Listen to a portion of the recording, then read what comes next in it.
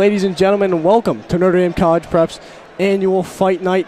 Big night ahead. I'm Aiden Nelson here, joined by Jacob, and we are going to be going straight into these bouts and tell you, what's going on here and what we're going to expect to see. There are a total of 14 bouts tonight, meaning 28 fighters from a wide range of grade levels are fighting at fight night this evening.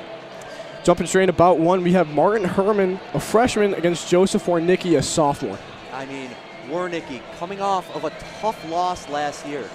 Tough loss. How do you think that will affect him in the upcoming fight? I do think that he's definitely been working a lot harder this year, trying to make sure that he puts up a good fight and wins this year, especially going against a freshman. However, he is a freshman and he has not seen this fight night program before. That is true. Do you think the lights are going to affect Martin Herman's performance tonight? I think any freshman that is going up against an upperclassman is going to deal with some sort of pressure of they're not going to be used to being on the stage and having everybody watching them while they're fighting. Yeah. When it's freshman on freshman, I feel like that's a little equal because both of them are new to it. Yes. But this is definitely going to be something new for the freshmen facing upperclassmen. Exactly. And Wernicki does have that experience, keep in mind. For sure. Going into bout two, we have Vincent Milito versus Nico Bagley, two freshmen going up against each other. Don't know much about either. Don't know. Yeah. Again, they are new to this program, but we don't know if they had any boxing experience in the past. Yeah, and that'll definitely be an advantage to any of the freshmen that have previous boxing experience going against people who maybe came into the school without any and then, thought the club looked interesting and decided to join. Exactly. But if the inexperience, if one is taller than the other, or if one does have a longer reach, that could potentially affect the outcome of the fight. That is something that they definitely work their best at, is making sure that it's even-sized fights. We don't want somebody like Ben Kamka going up against, Logan Fitzgerald. That would be a little bit of an uneven match. So they definitely do look and find people who are similar in size to go up against each other. But there is definitely going to be some variables still in that because you only have so many fighters to pick from. Yeah. Going into bout three, Ethan O'Connor and Patrick Pasenko. Both freshmen yet again, starting off strong with the freshmen early on. Do you think we're starting off strong with these fights so far? I do think we are. I think that they're doing a good job of, easing us into the night with some freshmen to start us off. And then as we go farther and farther down into the night, we see a lot more, juniors, sophomores, and seniors, especially at the end with the seniors. Speaking of stronger fights coming up, bout number 4, Mike Anderson and Timothy Molasse, two best friends, going at it tonight at Fight Night. Yeah, they joined this year as friends, and you can only assume that they definitely pulled a couple strings to make sure that they were fighting each other tonight. Going up decently early. Exactly, they still have a good amount of freshmen coming up after these guys, so I do think it's almost like a refresher to the crowd. It's like, watch these freshmen, they're working hard, and they're still going to be an entertaining fight, but when you have seniors who are, bigger guys, stronger, who are really going to be going at it, it's something different about those fights. And something surprising for us, Tim on the Town, Tim Molasse's show, has been on a halt because of Fight Night. Yes. He's been putting in the work. Yes. So, something as simple as, not being able to do, a small thing like Tim on the Town, he's really taking everything and just focused on this night and preparing for it. The dedication is strong in this fight tonight. Going in about 5, we have Alexander Fernandez versus Antonio Acosta. Again, a freshman. Well, freshman versus a sophomore this time. A little bit of a change-up, but it will still be an even fight. Yeah, same thing like we saw with bout number 1. Probably going to be some sort of the same type of things to look for. Freshman's going to be trying to deal with the lights, but we'll see what happens. Bout number 6, Nicholas Sullivan and Logan Fitzgerald. If I am announcing that fight, there may be a little bias because Nicholas Sullivan did go to my grammar school, Mary Seat of Wisdom. That is true, and we also see Logan come off a loss last year. Very, very, very close loss for him, and you could tell he's upset about that, and he's going to be working to make sure he wins tonight. He'll come back swinging against our freshmen yet again. About 7, Thomas York, Nathan Oliveiros. Again, two freshmen, two new people to the program.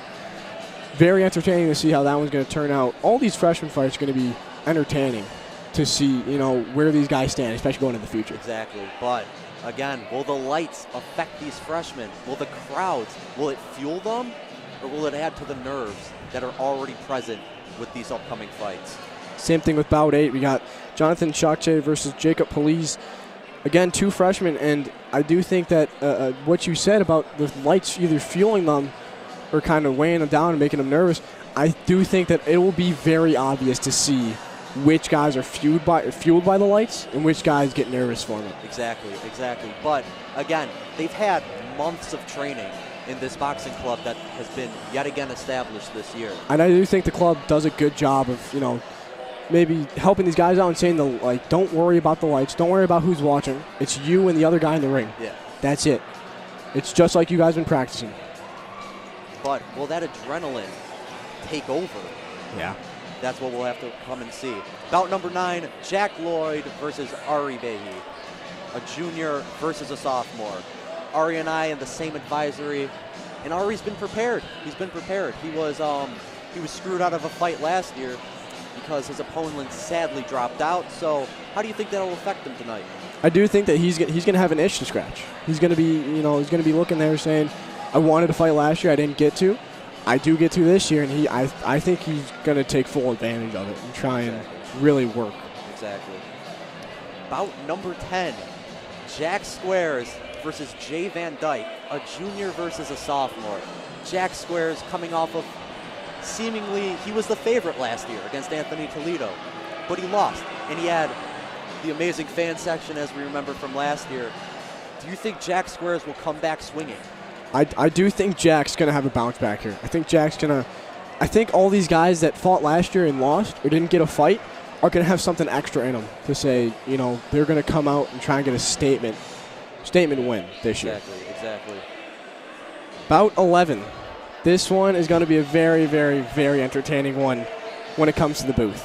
Jack Williams versus Liam Herron. Jack Williams, brother Emmett Williams, will be announcing the fight along with me, Aiden Nelson, cousin of Liam Herron.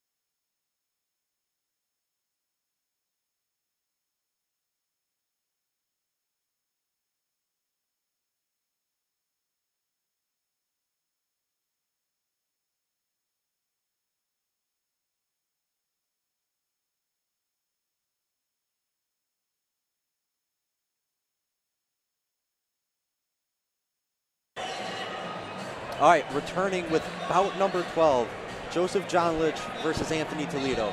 Joseph, when we were back in the Little League era, he was a teammate of mine on baseball. And Anthony Toledo, the winner of last year's fight against Jack Squares. How do you think that will affect them in the upcoming fights? Right before I answer that, I just want to say sorry for the technical difficulties. I know we skipped going over a couple bouts, but pretty much the same story. A lot of freshman fights, so we're just going to be looking to see, what these new guys can show us before they go on and fight again and again, sophomore, junior, senior year. Exactly. But just a lot of seeing, how these lights are going to affect these guys and if they've had any previous boxing experience or not. Exactly. But then going to Anthony Toledo beating Jack Squares, you might have an idea of he won last year, and so he might be kind of still riding that high a little bit. So we're going to have to see if he can, put his head on straight and realize that, new year, new fight, and he's going to have to, go hard against Joseph. And Joey is a fighter. That is true. Joey is a fighter. Bout number 13, 2 seniors, Sebastian Maez and Quinn Mahoney. Quinn is yet again from Mary Seat of Wisdom, my old grammar school, so there might be, again, a little bit of bias in the booth during that fight. How do you think this fight will end up? I think this fight in Bout 14, which we'll get to next, these two are going to be, these are the big fights. They save the best for last, senior versus senior. I mean, and Quinn, wrestler.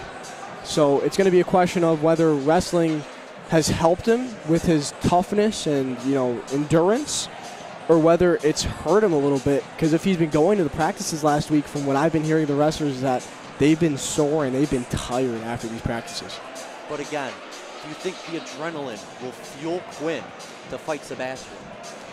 I do think that adrenaline will kick in at some point for him. It's a question of, is the adrenaline really going to last for him? Or will it kick in too late? Yes. Is the adrenaline going to kick in, and is it going to be, is it going to be a quick, 10 seconds, he's going to get some good punches, and then he's going to be tired again? Or if it's going to kick in super late in the fight and it won't matter anymore?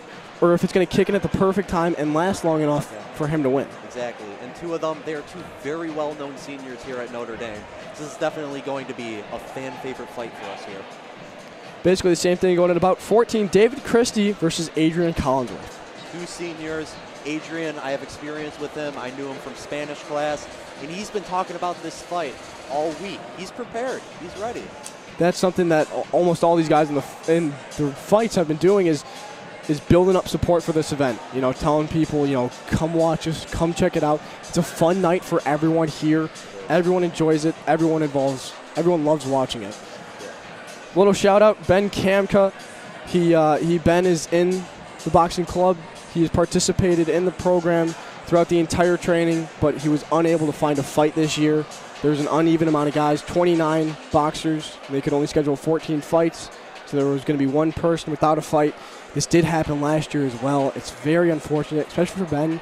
Ben's a senior, so it's his last year, and he won't be able to do it. Yeah. Very, very, very tough. But Ben is still participating here tonight. He is helping around the school. And I want to mention the timing of fight night this year, because last year it was during the spring. Yeah. But this year it's following fall sports, football. Are there any football players tonight that are fighting? No, I don't believe, and I don't see any football players that I recognize, but I do think that we've seen some people maybe drop out of the fight that fought last year, or maybe some people new this year who now has an opportunity to do it. Maybe some guys were doing winter sports or spring sports last year and didn't have the time to prepare for the fight. And maybe some guys who did have the time last year to prepare are doing a fall sport this year and now don't have the time. Yeah, exactly. So it's definitely a lot of new faces and a lot of people that fought last year that aren't fighting this year. Okay. Going back a few bouts, Jack Squares, Jay Van Dyke. What are your predictions for this fight? Who do you think is going to win? Jack Squares, Jay Van Dyke. That's a tough one. I think Jack's definitely he's gonna see last year that he was the favorite and he lost. And he's the favorite again this year, but I think he's taking that with a lot more, idea of, like, this is what it means to be the favorite. A lot of people are going to have you down as winning. So I do think he's going to show up tonight. Do you think he could undermine his opponent like he did last year against Anthony Toledo? I do think that he has a chance to do it. I do think he might have an idea of, he's been working hard and everything, but he still might end up just thinking maybe a little bit too much into the fact of not realizing really who he's fighting, and that might hurt him as well. Because I think it is important to mention that it is a junior versus a sophomore.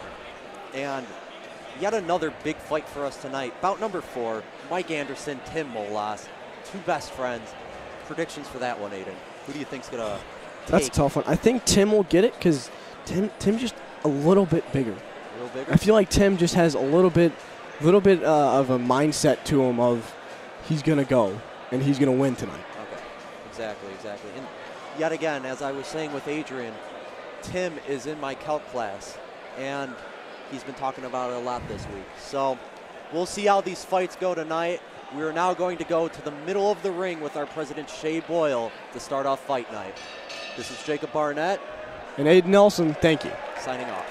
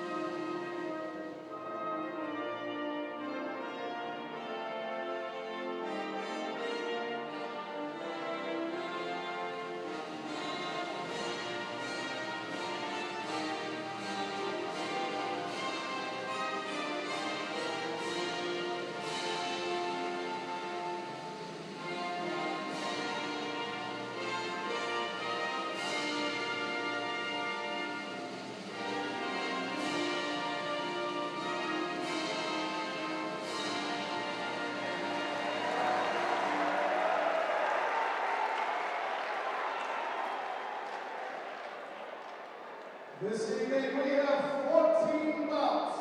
14 bouts tonight.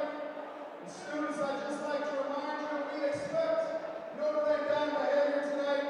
Please cheer on our boxers, but please remember we are all Dons. We are all Notre Dame College Prep. Make some noise for your players, but afterwards, please make sure we behave as Dons.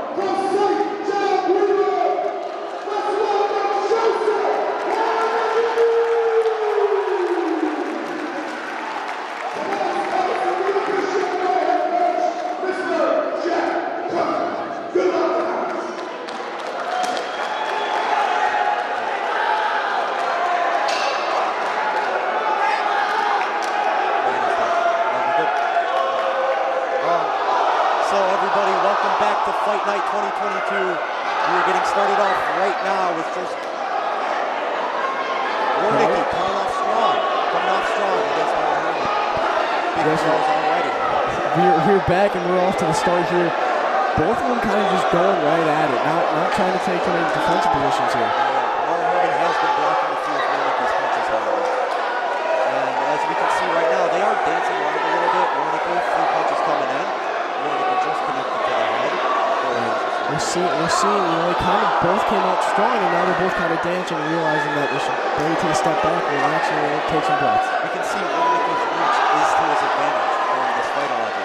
Yeah, he's with Martin retreating. He's still getting the punches in. He's definitely using those long arms to his advantage here to land some punches that Martin definitely would be doing. First round completed. Who do you think's taking the lead right now? I think Joseph's going to get that one. He did a good job of really using those long arms to his reach. Exactly. He definitely came out strong as well, which is something that he struggled with last year. Exactly. Last year he came out and was trying to just block and defend against his attacks. But this year he took a much different approach of coming out and going right at him without even thinking about blocking. And we were mentioning that earlier as well, that Wernicki, he's coming back and he's coming back with a fight. And Martin, he was on the defense. Martin was not bad. You know, he definitely showed something. You know, he wasn't bad by any means. It's just he has a tough time dealing with Joseph's long reach. He can't, like, Joseph can just kind of sit back and just kind of throw his arms out and reach him. And Martin has to get in there and really be gritty and block, as well as try and throw punches at the same time. And keep in mind, Martin is a freshman. So we'll see how that affects him in the upcoming round. And here we go, starting off again. Wernicki refuses the fist bump, and he goes off strong already. Herman coming in. Okay. Herman got a few punches into the head, but Wernicki has taken the early lead yet again. It's definitely looked like Herman tried to go in there, you know, covering and then try and get a punch up, but it's very difficult for him to do because as soon as Joseph saw him coming in, he immediately just unleashed. Exactly. Wernicki is getting punches in, but are they effective enough to push Herman back? That is the question, is that when his arm's fully extended, it's kind of like his arm's fully extended, he's like throwing his body almost into the punch instead of being loaded and then unloading. So it's a question of how effective are those punches really? But we can see the minds of the fighters working right now. Like, we see Wernicki carefully finding where to punch Herman, even with Herman's arms up. And here we go. Oh, a little bit of grappling there. Wernicki getting a few punches in. Herman struggling to get a few. Yeah, you can tell when there's those moments of separation between them that they kind of have, you know, you can see all the thoughts running through their mind, trying to figure out, you know, can I throw in a punch there? Should I stay defensive? What should I do here? Exactly. So coming into round 3, who do you think has the advantage, Wernicki or Herman? I think Wernicki definitely has the advantage here. He's shown definitely so far in this fight that his reach is something that, you know, Herman's having a tough time dealing with. He is. But and I do believe as Herman gets older, he's only a freshman. That is true. And I mean, for having to deal with such a disadvantage of the long reach, he's doing not too bad of a job at it. He is. He's very calculated in his approaches. His blocking is very strategic, but he really just needs to get those hits in if he wants to take the win in this bout. He's really going to have to do a better job, even though it's really hard to. He's going to have to do a better job of trying to almost block and punch in one motion almost. It's almost like he's going to have to block and then go straight from a block to a punch. Exactly. And for Joseph Wernicki, this is just a completely different approach than it was last year. Oh, there we go. Herman, big punch in. Big hit in off the bat. Herman's definitely trying to do a much better job of blocking. Wernicki getting a few punches. Oh, it's getting heated. It's getting heated. Wernicki, few big swings. Herman as well. Herman trying to get the big swings into the head. Herman is definitely third round going for more of an all-out approach here to try and just get some punches and see if he can get this thing. Yes, so Wernicki's height to the advantage right here, overtaking Herman and almost bombarding down on him. Yeah, it's almost like he's just sitting on, like, sitting above him, looking down on him, just throwing punches. Herman, nice dodge, but Wernicki did connect. Both connections there. Herman trying to get a few big swings in, and we hear the block. This fight is almost over. Oh my gosh, Herman, Wernicki in a corner. Wernicki fighting back. Oh, big blows to Herman. And the round is officially ended. Finish. What a finish by both Joseph Wernicki and Martin Herman. That was very quick, and I mean, that made this a lot more close, for sure. Herman kind of came in out of nowhere almost, it felt like.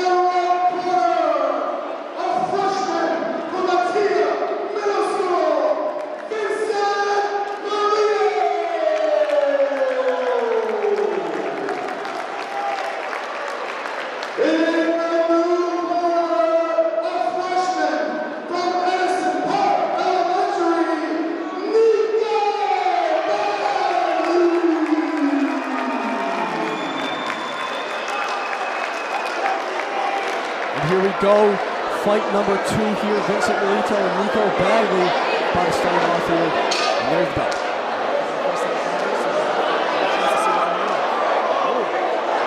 Kind of see the same approach there. Just both fights are started off with both of them just kind of going at each other. Something we see a lot in high school boxing. Got to keep those hands up. Oh my goodness. I don't think I've ever seen a down that early. Nico Bagley comes out swinging. Taking advantage of Milito, just leaving his hands down. And you can tell that Nico is looking very, very calm right now in the corner of that ring. He knows. He's doing well right now. Big head movement out of Bagley, too. Yeah, he's got quick feet, able to dodge some punches. Another clean hit now. Bagley running away a little bit. Taking some hard shots there. I think that's the fight. That's it. They're calling it. They're calling the fight right there. Oh my goodness. I mean, this is something Jacob and I were talking about. Is who's going to come out strong and fast? And which freshmen are going to take these fights and it's going to fuel them? And which freshmen are going to be affected by it? I think we saw Nico come out here and show that these lights fuel them. I think, you know what? Actually, now that I think about it, same thing happened last year. We had a freshman halfway through the first round called the fight. Yeah, I believe it was the Joseph Wernicki fight. Yeah, I think you're right. Wow.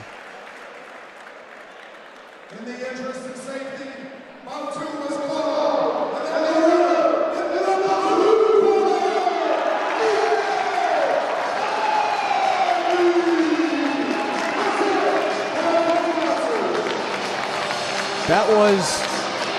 That was just very quick, very fast.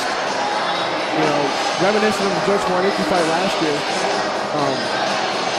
Nico just came out strong. We are not winning. Yeah, you see a lot of guys, lose the year before and then they come out with newfound motivation. They hated the feeling of not winning that before. So now they're coming out and they want to feel, winning instead of losing. So, we definitely saw it in Joseph's fight, and hopefully next year we can see it with Vincent.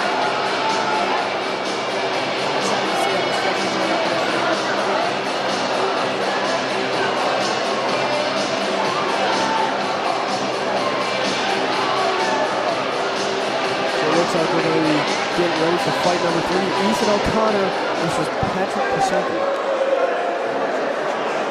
Let's make some noise for bout number 3. In the right corner, a freshman from Edison Park Elementary,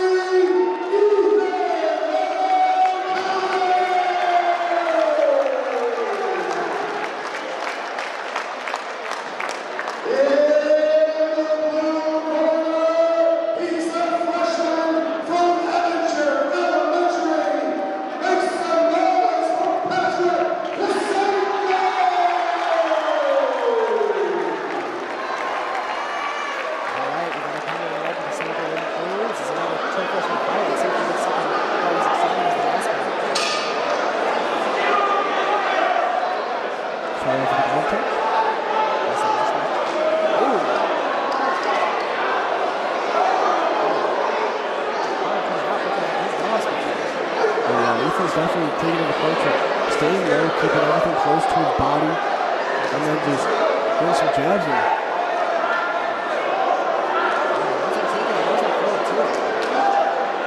That is definitely for sure.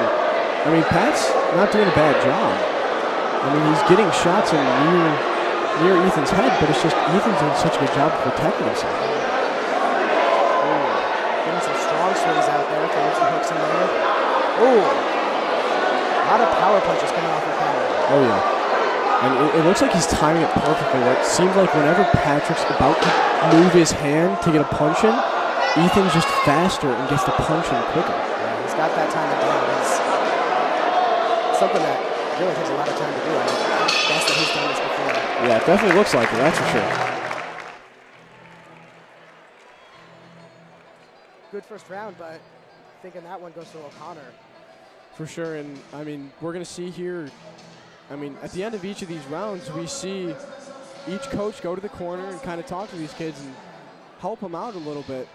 And so I do think that what's going to happen here is that Ethan's coach is going to tell him, you know, just keep doing what you're doing because it's working out right now. Patrick's coach is probably going to tell him, you know, change things up a little bit. Either be way more aggressive or just be way more defensive. And if I was the coach, I'd say be more aggressive. I think Pasenko has the reach on him. I think he should probably be dancing around him a little bit, keeping that distance, getting the shots in when he can. Yeah, I do think that it's a controlled aggressiveness needed out of him now. He's got to try and be more aggressive than what he was before, but he also can't get careless and just get too close to him and basically eliminate his advantage here with just his reach, which is his reach. Because he does look like he has a couple of inches on him. Yeah. Right, circling each other. Ooh.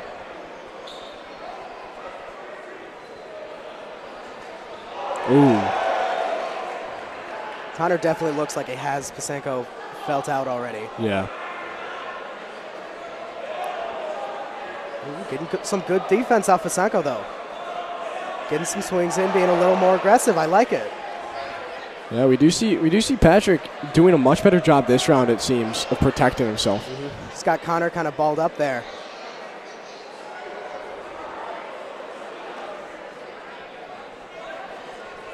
One thing I'll say, these two definitely both know how to throw and take a punch. That is for sure. Both of these guys look very experienced. Ooh, hard hit off O'Connor.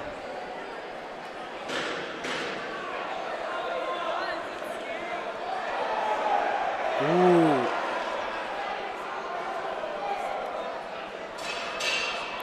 That's going to be the round. Pasenko trying to get another hit in before the bell.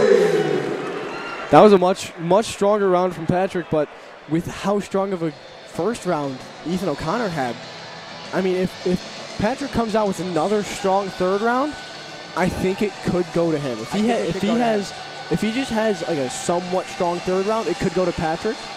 But if it's something similar to what we just saw last round, I think it's going to go to Ethan. Yeah. Based on how it's looking so far, I think it's going to be a unanimous decision for O'Connor, but yeah. I think Pasenko could definitely pull this out. Pasenko, he could definitely show something here. Absolutely. You know, use that lead hand to create some distance, throw in some power shots. I think if Pasenko threw in a cross ever so often when O'Connor's going for those hooks, he could really do some damage. O'Connor's really got just more powerful punches.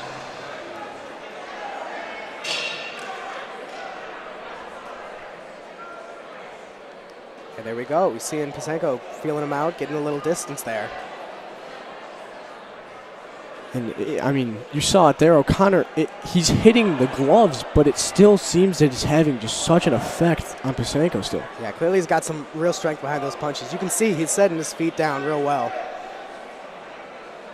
That's for sure. And right there, it's looking like he's getting Pasenko to kind of step back a little bit.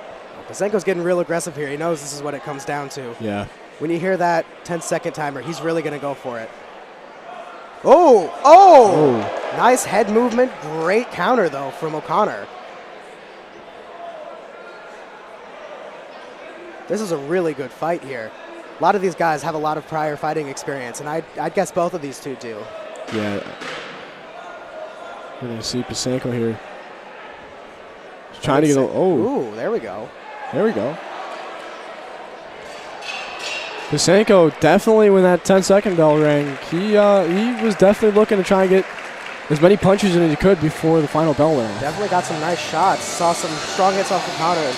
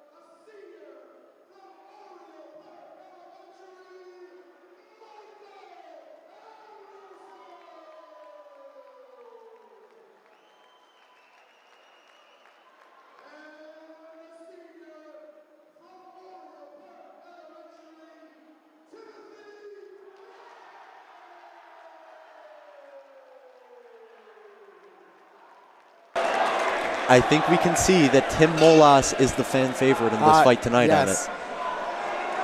This may not be the title fight, but this is the one I've been excited for. These two best friends going at it. Oh, Mike Anderson coming out hard. Tim Molasse did back Mike Anderson into the ropes, however.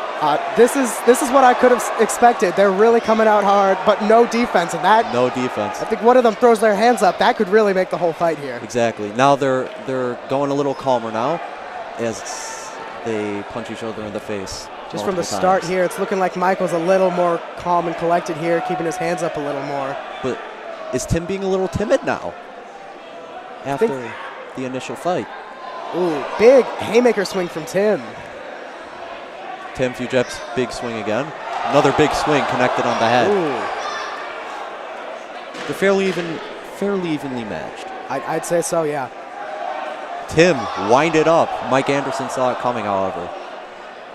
And Tim missed yet a swing, and the first round is over, Emmett. I'll say, these are some very telegraphed punches. They are. There's a couple of strong fighters, but they're a little too out there. Yeah, too much offense.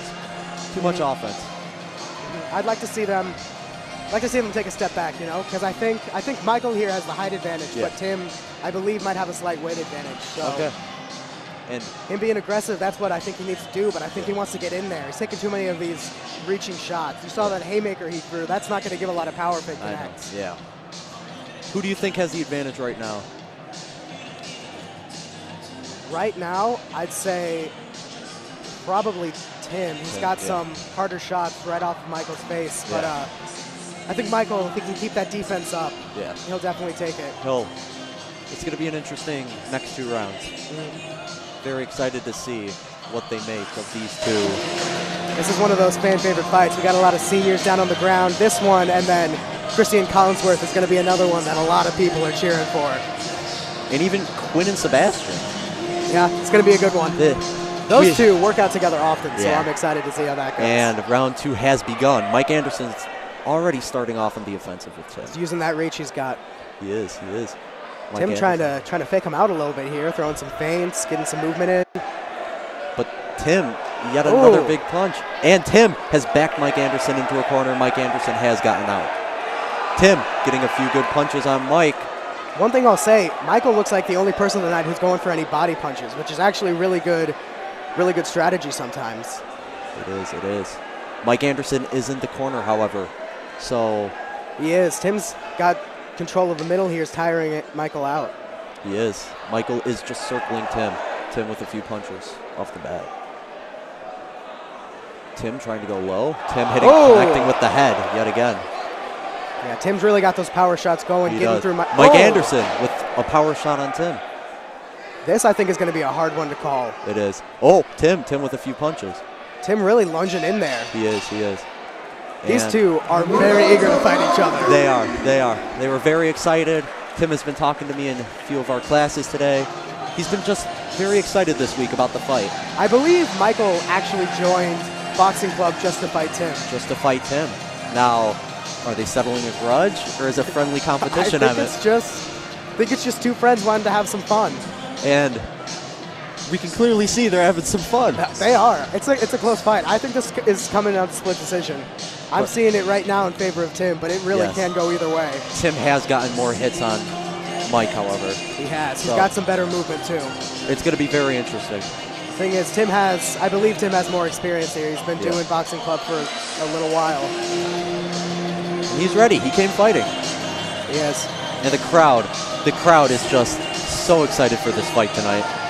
Excited to see how this decision fares. Round 3 about to start, and we will finally know which of the friends is better, Tim Molasse or Michael Anderson. This could be the deciding factor here. Here we go.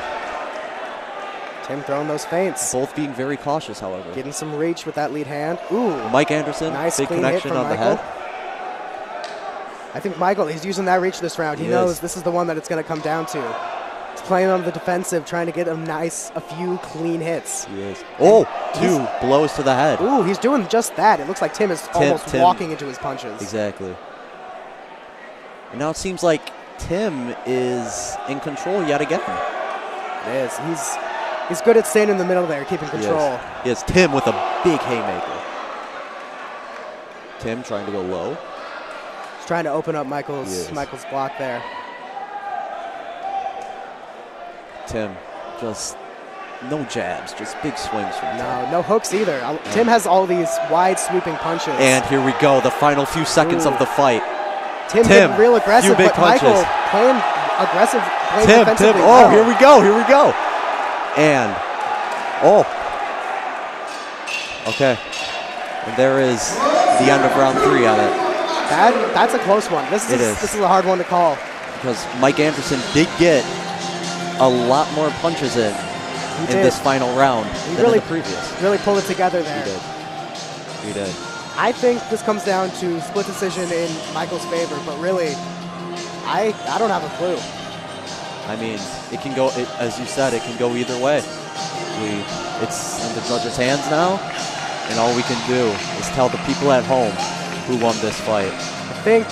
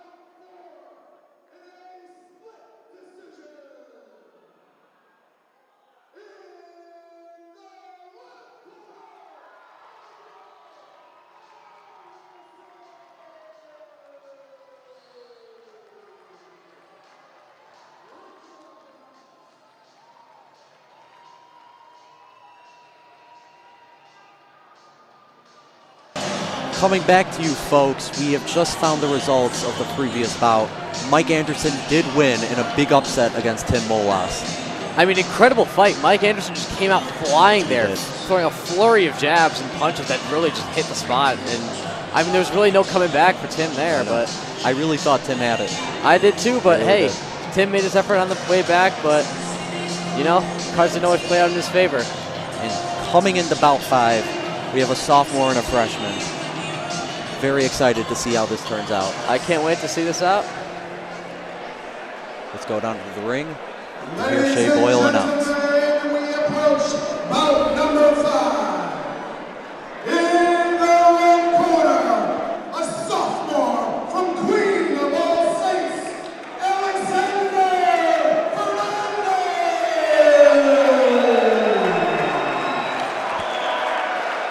In the blue corner, a freshman from the Lady of Perpetual Hair and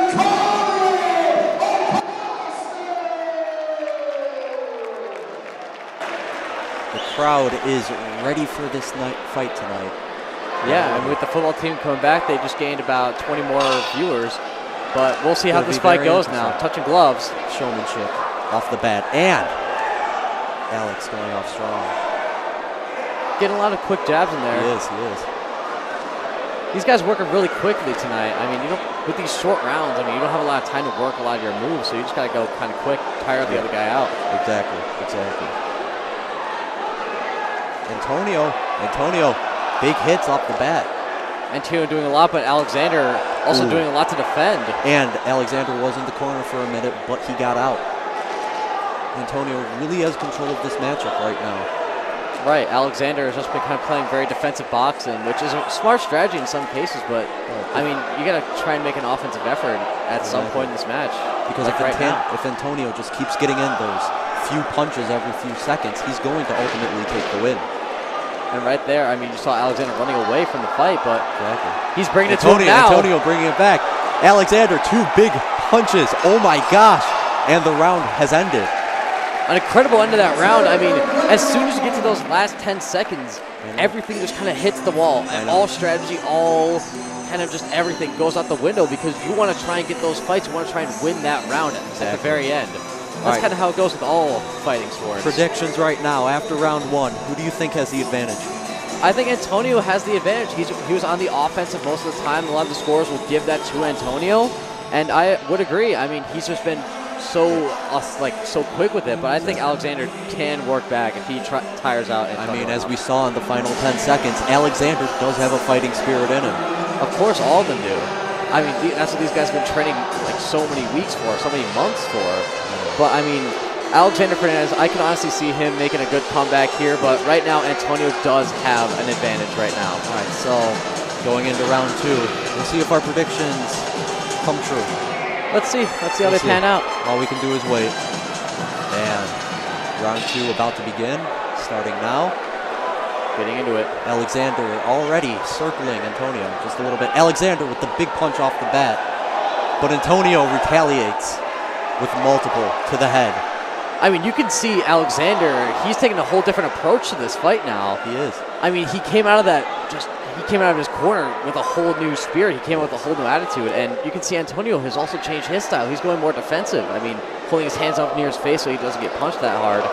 But I mean, it seems to be working. He's counter-punching really well. Do you think Alexander's confidence will now take over? I think the confidence is definitely playing a huge factor in this. I mean, he's bringing it to Alexander, Antonio. Blow to the gut. And he gets a knockdown. Antonio has fallen. Alexander gets his first knockdown in the fight. It's going to be very interesting. And it continues. The last time we saw this, they had to end the fight early. So we'll see how Alexander, follows up his knockdown. But Antonio's not taking that embarrassment from the fall. He's coming back hard. Yeah, no, he's not going to go down easy. Antonio backed Alexander up into the ring. Up into the ropes, but round ends there, and I honestly think that round goes to Alexander. Getting that knockdown was huge. It was. Antonio loses so many points there and so many opportunities to gain more lead, but I think Alexander now has the full lead over Antonio. So now it's anybody's game at this point. It really is. It really is going to come down to this last round and just really how they are aggressive in this fight. But Alexander, as soon as he got in the corner with his trainer, he instantly came out and just performed so much better. He got a new attitude, he got a new strategy, and it really seemed to work out well. We'll see if Antonio adopts a similar strategy coming into this. Will this break affect Alexander? Will it affect his wave of momentum that he got from that last round? I feel like it won't. I mean, we saw how the momentum reset and everything, and how Alexander took that momentum and really put it all together.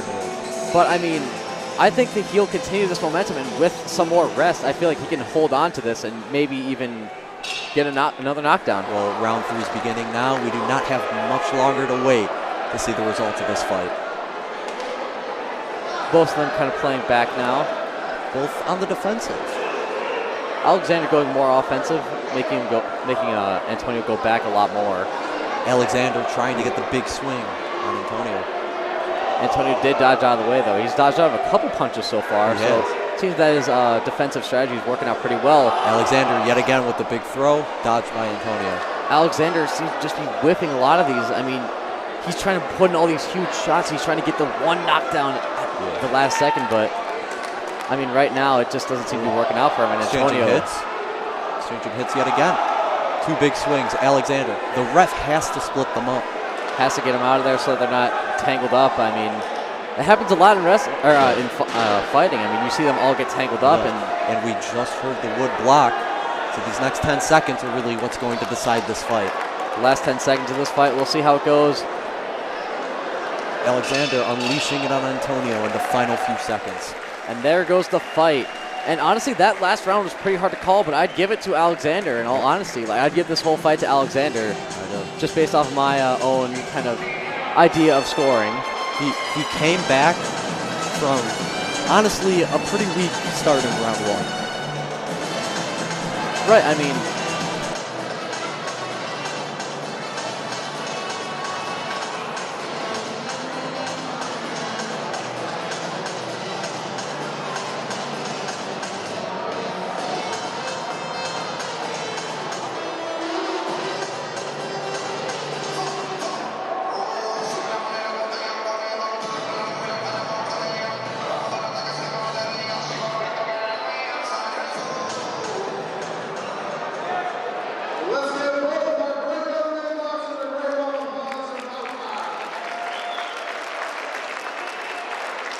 The judges have made their decision.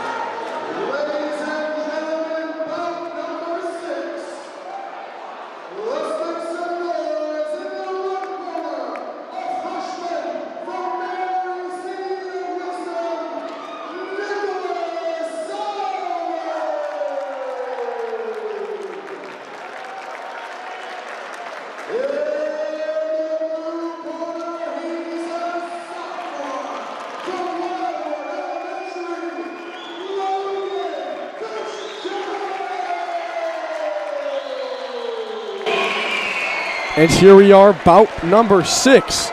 Nicholas Sullivan, Logan Fitzgerald, freshman versus sophomore. Let's see how this one goes. Touching gloves here. Nicholas in the red, Logan in the blue, as you see. Nicholas, even though he's a freshman, does have the size advantage over Logan. I mean, trading a couple blows here. I mean, Logan really going in there, though, trying to work some points with the scorers. It almost seems like Logan's trying to use his small stature to just duck under all the punches. And it seems to be working pretty well. I mean, he's getting a lot of punches to the head. But then you see Nicholas there getting a lot of combo moves in there, which does wear and tear Logan over time. I mean, right there, you just saw Nicholas trying to throw some punches, and it looked like all of them went straight over Logan's head. I mean, yeah, that's where the height advantage kind of stops. I mean, sure, it's harder to hit your head, but then at the same time, you're not really aiming to get down. You're trying to punch up. You're trying to punch, like, straight forward. You're not really trying to punch down. That's a lot harder of a movement to do, especially in boxing. Oh my goodness. And we can see where that came into advantage for Logan right there, getting a lot of punches in there at the end. And really, I think he takes over, and I think he has the advantage now going into this into the second round. I do think Logan definitely won that round. Logan's definitely finding a way to almost use his size as an advantage. Right, yeah, no, he may be a bit smaller, but he does know how to fight. He does know how to make a difference in what he's doing. He knows how to use his size to his advantage. He's doing a really good job of, trying to make himself as small as possible. It's almost like he's doing a good job of making himself a smaller target to hit. Right, and that works out a lot better for him because he's able to then quickly maneuver around and really just evade all these punches. And we'll see how Nicholas adjusts here with his trainer and see if he might have a couple words of wisdom or just might change his strategy up all entirely like we saw with Alexander last match. And I do think experience has to play a role here. It does. Logan fought last year, lost last year as well. He probably has a little bit of, animosity, not towards Nicholas, but just in general if he wants to win.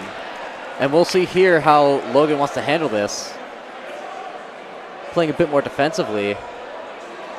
And yeah, we can see the shift in strategy here from Nicholas. I mean, going straight out there. Just trying to get as many punches as he can in there. Logan sticking with the same strategy of keeping himself small as possible, being quick, being fast.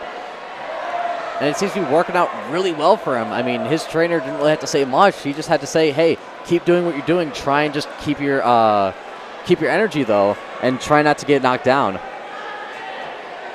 That's one thing that might be difficult for Logan is this maneuver is working out really well, but it's also very, very tiring.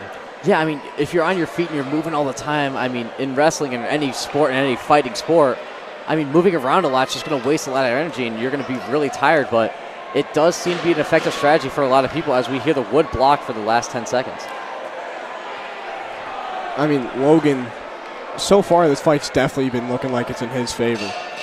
Not a lot of action there in those last 10 seconds, though. Yeah, not a lot of action there. Both of them were kind of just trying to almost like to catch their breath, take a little bit of a relaxation there. But, I mean, Logan, same thing like the round before. Same strategy, and it continued to work. Yeah, I mean, I really get that round to Logan as well. We're going to see a lot from Nicholas if he wants to win this fight. He'll have to get a couple knockdowns or maybe just even change the tides and affect Logan so drastically that it loses him points. Yeah, and I mean, we did see Nicholas start off strong that second round. He came out hot, came out looking, let's put some punches on the board. Let's get some points on the board. And then, I mean, Logan just kind of stuck to his strategy and basically just made his new strategy obsolete. I mean, yeah, like when you're in the heat of the moment, every single strategy that you're going to be fed, you're going to forget instantly. Everything goes in one ear, out the other whenever you're fighting because you're just going off of gut instincts. You're going off what feels right in your chest and what you have to do. And we'll see how these instincts affect this third round here. It's almost like you have those, like when you're that close and you're just about to throw a punch, you're not thinking of anything. You're in there, you're just throwing punches. And I mean, you can see they think a little bit, but it's almost like in those moments where they're not really punching and they're just kind of dancing around each other, you can see their mind racing, but it's almost like it's going so fast they don't comprehend anything. Right, whenever you're in a fight, you don't have a chance to understand what you're doing. You just know that you are doing it. And we can see here that Nicholas is really putting together some good work here and getting a good hit on Logan there.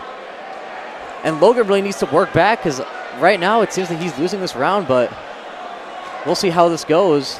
Looks like Nicholas is starting to take advantage of, whenever Logan gets tired or tries to step back, Nicholas doesn't let him. And that's what the thing with that whole strategy with Logan is that it's a really difficult thing to do. And we see now a lot of punch being thrown, a flurry, and there is the end of the fight. Really good fight from those two. Yeah, it looks like Logan at the end there just kind of just buried his head in Nicholas' chest and just kind of was throwing punches, just trying to get as many as he could. Trying to just grapple together, trying to rest on him, but it didn't really work out too well. And we'll see how the judges score this, but I have this fight going in favor of Logan.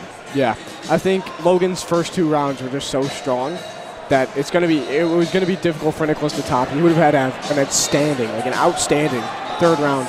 And he had a good first round, but it wasn't quite to the level. And we'll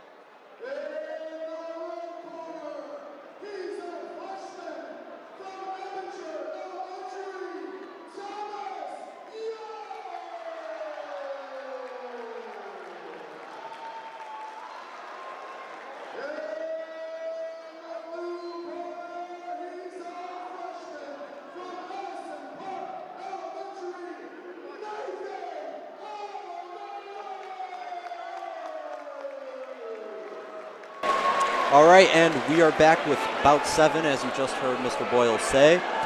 2 freshmen going at it, 2 new people to ND, and I'm very excited to see how this fight goes. Oh, yeah, this is going to be very interesting, and right off the bat, we're seeing some wonderful jabs. From Thomas York. However, in the blue corner, Nathan is coming back. Thomas York has Thomas York coming at it against the ropes. Oh, and up against Thomas is just pounding upon Nathan right now. Jab after jab, punch after punch. Nathan running away. Ref had to call it off, had to split them up. Like the opposite corners. As the fight continues, Nathan trying to go back on the offensive with a strong hook there. See if Nathan can come back from this. Ooh. Thomas, however, has just pushed Nathan into the corner. Yep. Separated once again. I think Thomas is fueled by this crowd. Well, Nathan is he's kind of feeling the weight of this night. 10 seconds left. Thomas York rushing in. Nathan in the corner yet again. Ref tried to separate him for a second. He did, yet again. Thomas York with one final punch in. That's rounded. I think it's clear Thomas York has that round. So, do you think Thomas York will be able to ride that wave of motivation? Probably. Or if anything, Nathan will ride that wave of humiliation. I mean, it can really be, but as we've seen before, the underdog can still come back. Absolutely. Nathan can still win this round. However, he needs to reinvent his strategy, and he cannot get back into those corners. Absolutely. Try not to run, too. So, it's really, if Thomas goes back on the offensive, Nathan just needs to play defense. Yeah, play one-on-one. Because, as we've seen, Thomas only goes for the head. Exactly. Leaving his Nathan's abdomen open for contact. So if Nathan can dodge Thomas's fury of fists. Yeah. He just has to fight with his best defense he can. Exactly. So go after his open spots, you know? Round 2, I would not be surprised if Nathan kind of controls the center. Yeah. Round start. And as we can see, Nathan already going in on the offensive. There you go. Ooh. There we go. Nathan getting in those quick there jabs, you go. attacking the there abdomen as we were speaking of. But York still landing those headshots. York, however, pushing him into the ropes. However, Nathan is fighting back. Just as we predicted. There we go. Nathan's in the corner again, however. Not controlling the middle. Yeah. Thomas has complete control over this fight. Complete control. Nathan just dancing around each other. Ooh. Nathan needs to figure out a way to control that middle. Nathan on the offensive yet again. York, he keeps pounding him into the corner. Again, and into the ropes. Well, now ref separates him. I think this fight is honestly going to go to Thomas York. It's going to Thomas, I think. Unless Nathan can come back. Unless Nathan has a fantastic third round. 10 seconds left. But again, Nathan needs to get a... Nathan. Grappling. Nathan, this is aggression getting in the way. Yeah. Nathan going at it hard. And that's the end of the round. Okay, so Nathan, a little bit more control at the start of the fight. But even then, Thomas boosted it up. Overwhelming offense. I know, and I think Thomas York has this fight. Yep. So, I mean, I hate to say it, but I think this fight is already over. I think so too.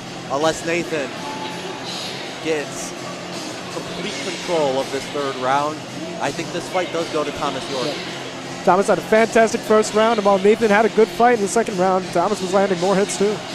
And Thomas just using the ropes and the corner to his advantage. Ropes, corner. He had a devastating offense, and Nathan just couldn't keep up.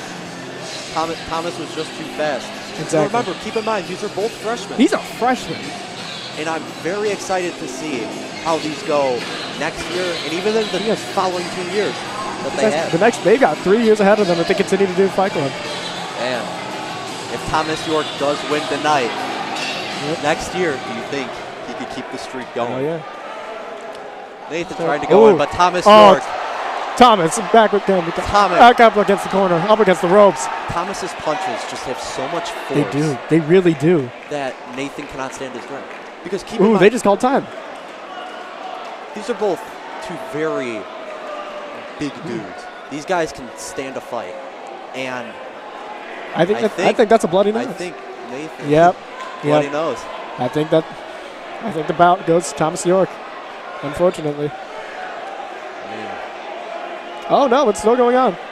Nathan's still continuing to fight. And even if Nathan does lose this round. What a champ. We have to appreciate his fighting Absolutely. spirit. His endurance, it's wonderful. It is. He's putting up a fight. No matter what. He's getting out of the corners. Exactly. He's getting out of the corners, and he's just getting better as the fight goes on. He is. There we go. He's landing more hits. Oh, but he's pushed back again into the corner. Nathan cannot escape the rope in the corner. Absolutely. So if Nathan continues it next year, that's one thing he needs to keep in mind. Stay out of the corner, control the middle. Because Thomas, even when Nathan was getting a few blows in, Thomas has just had complete control over this fight. And we hear the wood block, 10 seconds left. Thomas they're going at it hard. Bombarding punches. Nathan just complete, and Thomas York again with a huge win. And I think we can safely say that bout goes to Thomas York. Wonderful fight for the two of them. It was. Nathan did have a fighting spirit. Absolutely. But the fight, I believe, does go in favor of Thomas York. Now, which breaks the streak of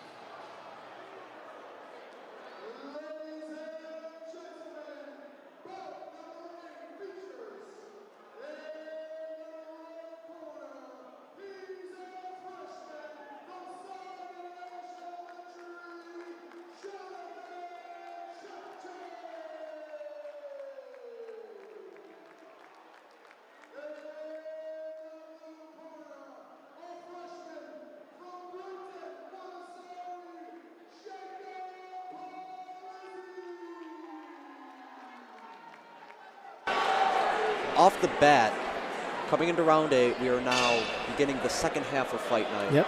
The glove touch. Jacob has the favoritism already, just hearing from the Yep. crowd. However, Jonathan's got a good initial offense. blows in. Jacob He's just going at it. Jacob cannot figure out a way to respond to these.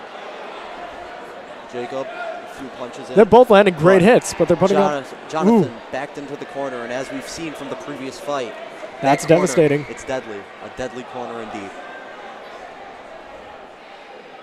Jonathan, back Jacob into the corner. Jonathan just complete control over this fight. Back up against the ropes. But Jacob's getting out. He's getting out. He's doing a better job than Nathan did. He is. Jacob trying to get a few punches in, but Jonathan dodges it.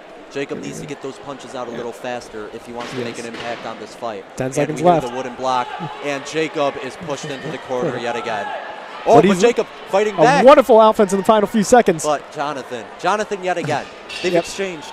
And that's the end of the round. I think Jacob definitely came back towards the end, but I think that round goes to Jonathan. Very slightly, however. Very slightly. I think Jacob can come back in round 2 and change his fighting style a little bit. Definitely. Focus on the defense, wear Jonathan out, and the grand round is his. And an attack.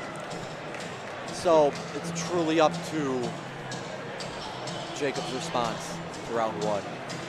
No, this is another freshman matchup. No, that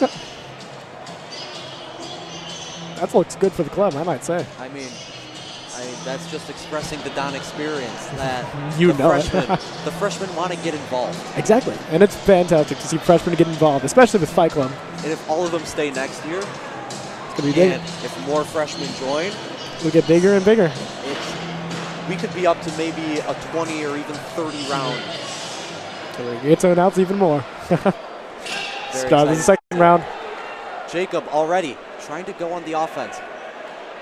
Jacob is taking Jonathan's blows better. He is. And he's dodging a lot more. He is. I think Jacob really took the last round to heart. Yes. And he's really fighting more cautiously.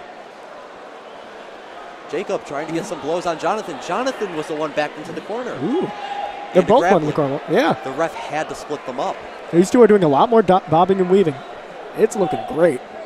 Jacob attacking the abdomen, which is very notable.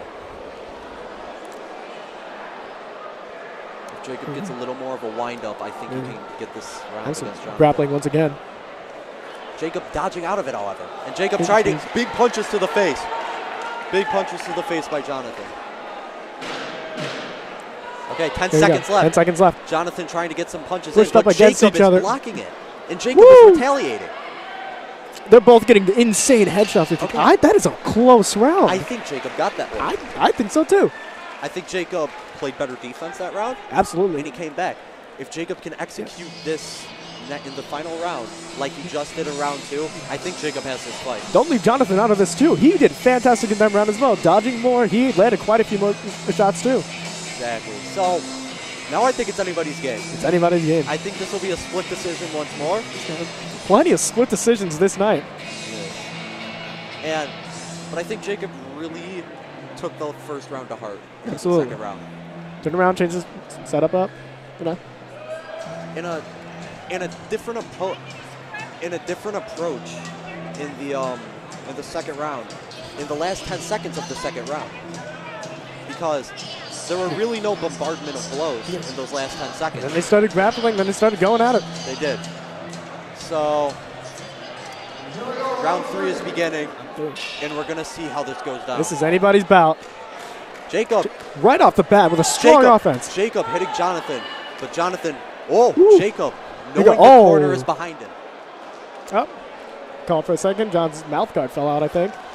Jacob getting stronger blows. It's good. Oh, my. Jonathan once took again. that personally, however. Jacob's up against the ropes, though. No, he moved out of it. Jacob standing his ground in the grappling. There it is again. They were in a jeez. Ref had to split them up. Jacob's landing abdomen hits after abdomen hits. Jacob trying to get a few uppercuts in as well. Jacob taking the dominant stance in this fight against Jonathan. This is a fantastic fight, y'all. Jonathan towards the ropes. Can Jacob capitalize on this moment? Both landing about the same amount of hits on each other. And Jacob controlling the grapple.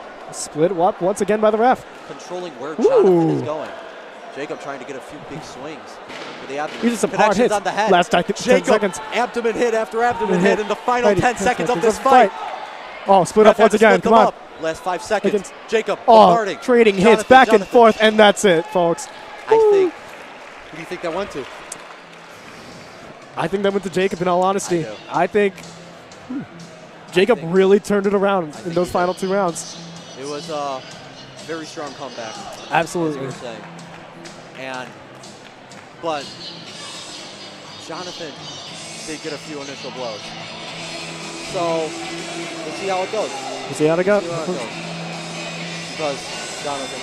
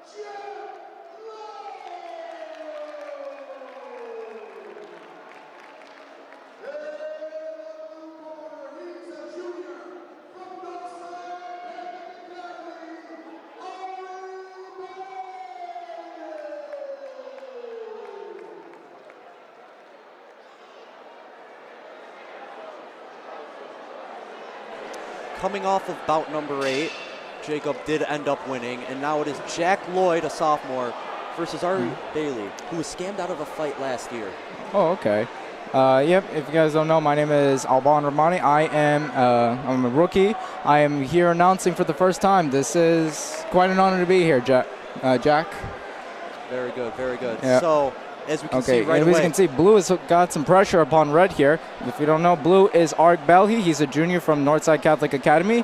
And Jack Lloyd is Red. He's a sophomore from the Academy of St. John of Arc. Looks like Blue here is putting on some more pressure.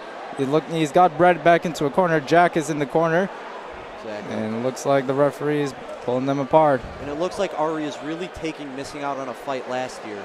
And he is unleashing all of that aggression onto Jack. That is kind of interesting if he's going for revenge, I must admit. Jack missed a big blow there against Ari. Oh, yeah. Ari, just the skill. Oh, yeah. Ari, the blocks and trying to get the big hits on Jack. Yeah, I must admit, that is quite impressive, the way he's able to block while still leaving himself slightly open.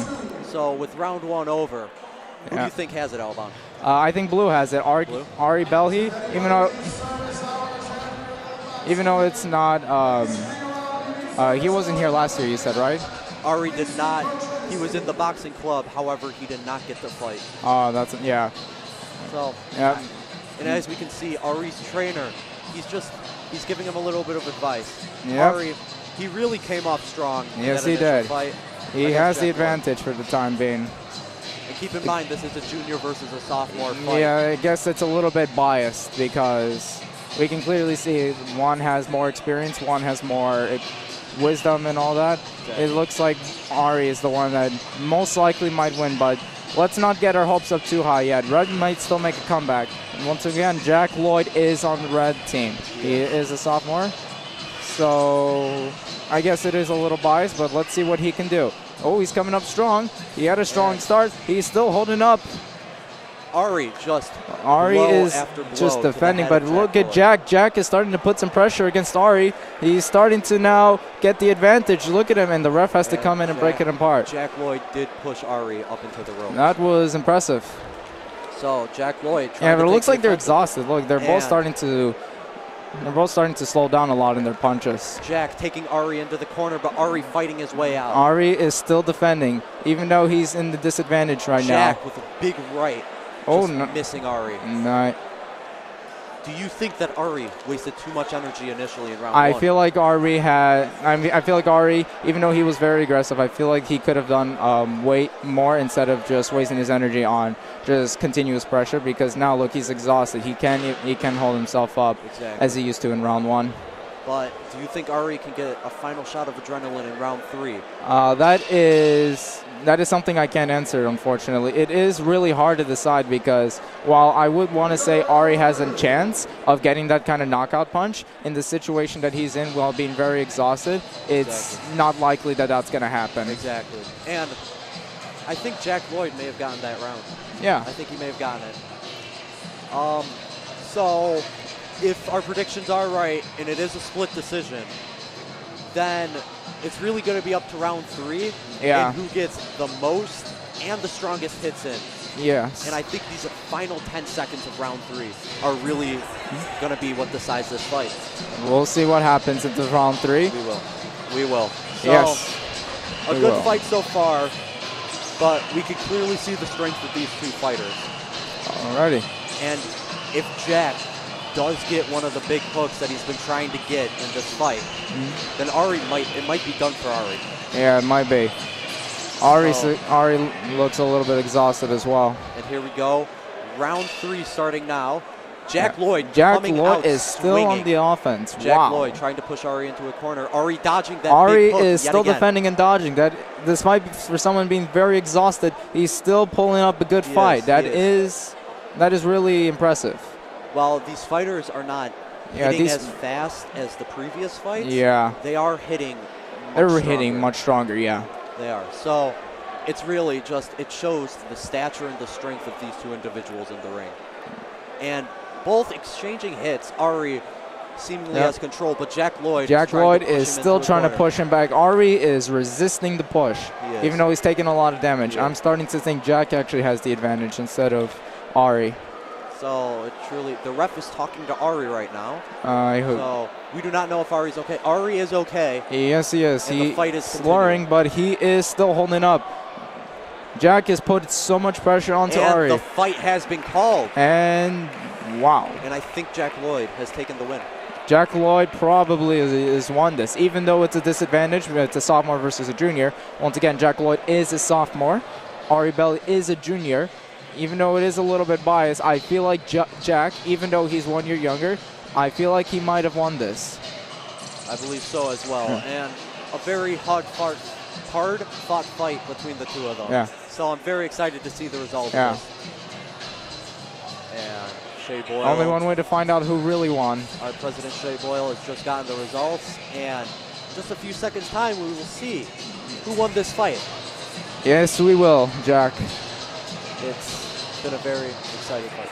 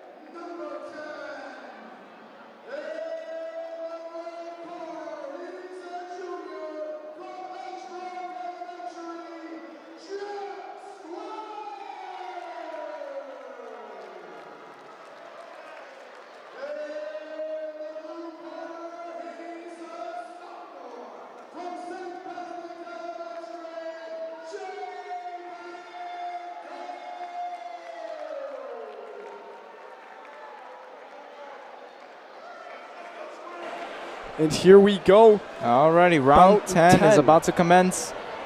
And the referee, here comes the fight. So in the red, we have Jack Skewers. He is a junior from Edgebrook Elementary School. In the blue corner, we have Jay Van Dyke, who looks like a 3-4 inches taller than her, and it looks like he has the advantage. Look at him putting so much pressure against Jack Skewers. Jack Skewers is almost behind the wall, and Jack Skewers is pushing up against Jen Van Dyke. And the referee has pulled them aside. Yeah, and I mean, Jack coming out very strong here. Definitely a favorite in this fight. Obviously, upperclassman going against an underclassman. This is the second time we've seen second match, where we've seen the lower classmen put up some kind of advantage. We have Jen Van Dyke. Like I said, he's a sophomore, and he is in the blue team. He's the tall one, and it looks like Jack Skewers isn't putting a lot of pressure against Jen Van Dyke. Look at him, he's on him against the wall. He's got him against the wall, and and the referee pushes them aside. Wow. I mean, Jack was the underdog. He was the underdog last year. Jack was the favorite last year to win against Anthony Toledo, and Jack lost. That is quite surprising, but now we see Jack Skewers still not putting up much of a fight. Not to be biased or anything, but it really looks like Jack Skewers does not have... Well, I wouldn't want to discourage him because he is an excellent fighter, as much as the other fighters that has been presented so far, but it doesn't look like that Jack Skewers is going to win round 10.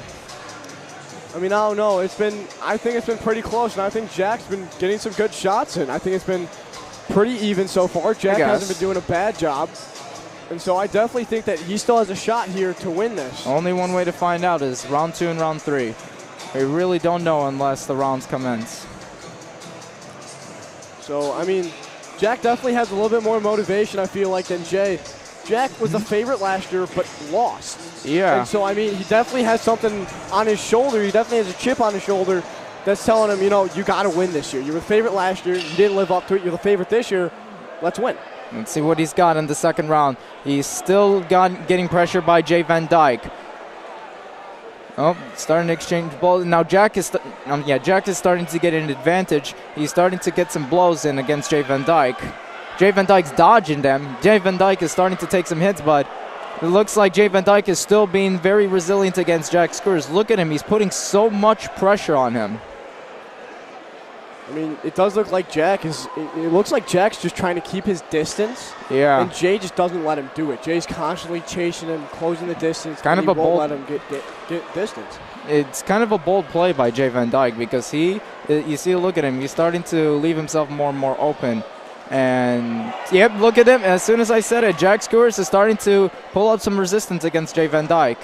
And you see both these guys kind of tangling up and just kind of almost like stopping the fight at times, just trying to basically bear hug the other and just stop the fighting.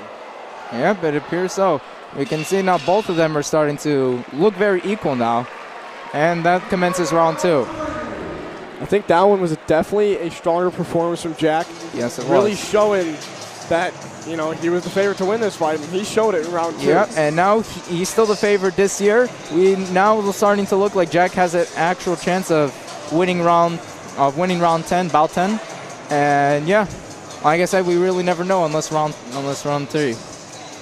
I mean, Jack did a really good job there. Whenever Jay would try and close the gap, Jay would kind of let his guard down a little bit. Yeah. And Jack started to notice that, early, mid, round 2. And he's starting to take advantage of that. Yeah. Whenever Jay would let his guard down a little bit, he would always go in there and get some nice shots. And he did that pretty consistently throughout the round, which definitely got him a lot of points there. Yeah. So now my question for you, Aiden, is who do you actually think is going to win? Is it Jack Skewers or Jay Van Dyke? I think Jack's going to win. I would put money on this bet, but I'm willing to bet Jack Skewers might win this if he actually gets a couple of good shots against Jay Van Dyke. Here we go. Round 3 is going to start off.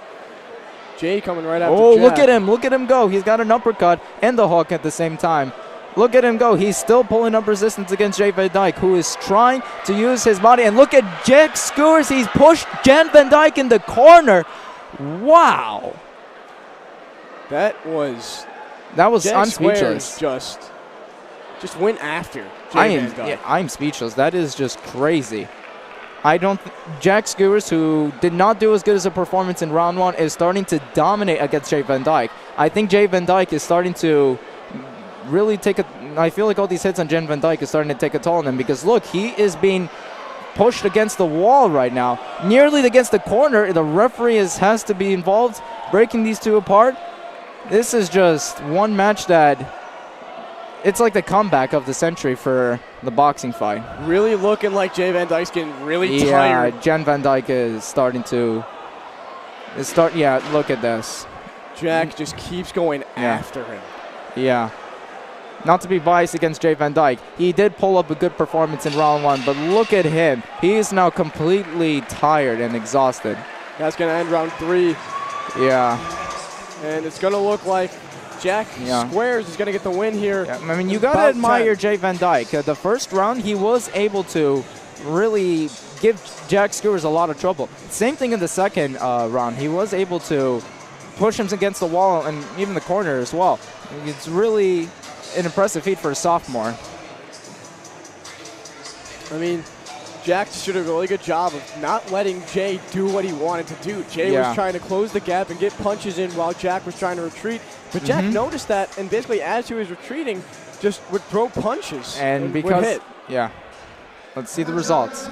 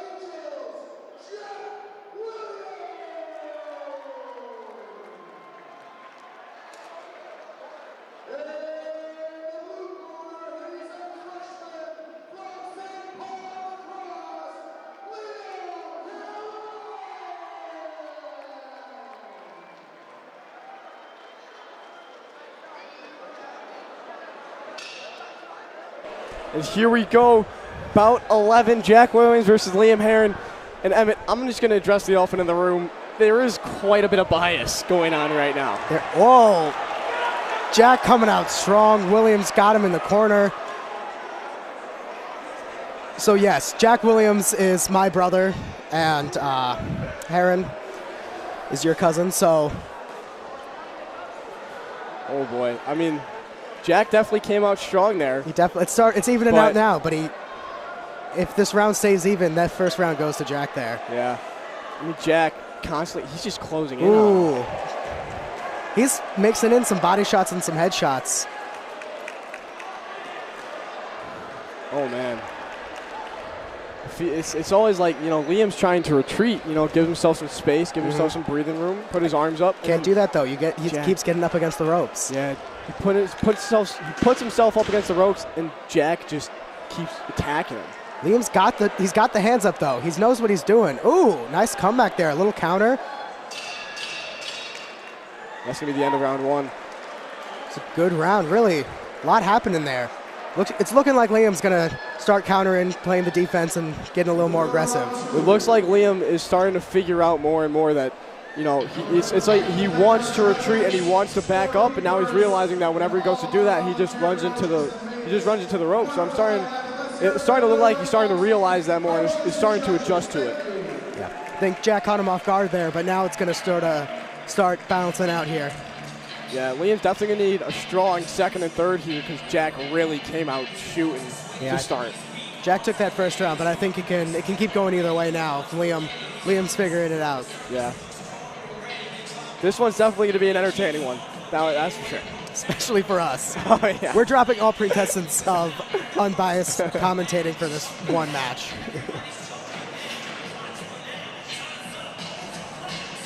Oh, man. I want to know who chooses the music for these, because it's good. Yeah. I mean, looks like you have a DJ, so. Yeah, there you go. You see Liam getting the reach on him. He has the height advantage, and he's starting to use that now. Yeah, and Liam's definitely starting to realize, what Jack's tendencies are, and Liam's starting to play to his strengths more, it seems like. He's putting the pressure on. Backed up into that corner again, though. Backed up into that corner for sure. I mean, that's been the story of this fight. Liam just keeps backing up into those ropes in that corner, and he's trapping himself. Yeah, I think Jack knows he has a disadvantage. He's sort of playing it close there. Yeah. I think Jack's realizing that his strength here is he keeps pushing him into the ropes, and he keeps pushing his back against the wall, literally, which is helping him out a ton. If they stay in the middle, I think Liam has very good chance of coming out on top. I think Liam he's got really good footwork. He's just using it wrong. He's backing himself into a corner. I think he can really dance around Jack if he figured that out. Yeah. I mean, Liam came out strong to start the second round, and then he did the same thing he did in the first round. He keeps backing up into that corner, keeps backing up into the ropes, and Jack just shows no mercy whenever he does that. Yeah. This is one of those few matches where you're seeing some body shots thrown in there. A lot of these guys really want to go for headshots. These two they're showing a little discipline, a little restraint, going for those body shots, getting a little damage in for points instead of going for a full-on knockout. Yeah, and then also if you keep going for the body, eventually after enough shots, it'll start to hurt. And they're gonna start to try and protect the bodies more, which gives the head open. Exactly. So both of these guys know what they're doing. I know for a fact Jack he watches a lot of boxing, so he's probably channeling a little of that here. I know Liam's been working since, 2 years now, I think. Yeah. So, I mean, both of these guys have experience and are using it. You can tell with this fight, they both have some experience coming into it. Let's see here, both of them. Strong shot from Liam right into the... Couple of shots right to Jack's head there. Looks like Jack's starting to back him up a little bit.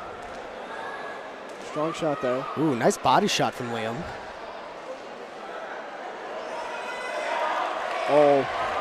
Got him against the ropes there.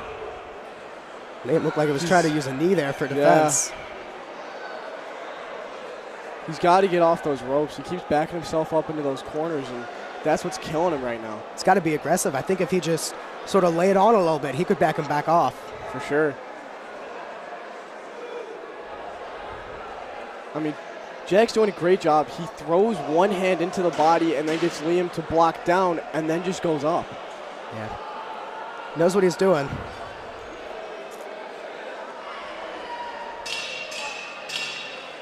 And that's going to be the end of it. It's the fight. Right now, I'm 10 for 10 on calling it. I'm thinking this one goes to Jack. As much, no offense, but as much as I hate to say it. Yeah, no, I understand. As much as I hate to say it, I do think that this one is going to go to Jack here. But definitely an entertaining fight, and I mean, both these guys really showed that they have a lot of skill here. Yeah, these two both know what they're doing. These are a couple of fighters I know for a fact. It's not just boxing, it's not just Notre Dame boxing. They do some work outside of it. Now we're going to go down to Mr. Boyle.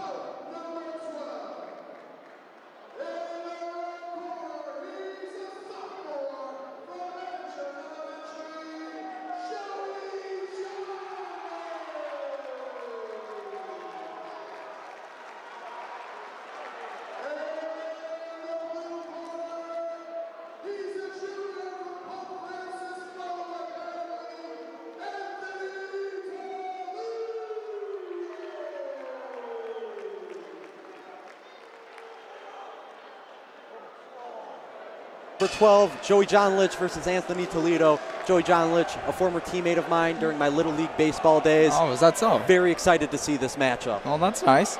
Okay. If I were to root for someone, I'd root for Anthony Toledo, who is, oh my.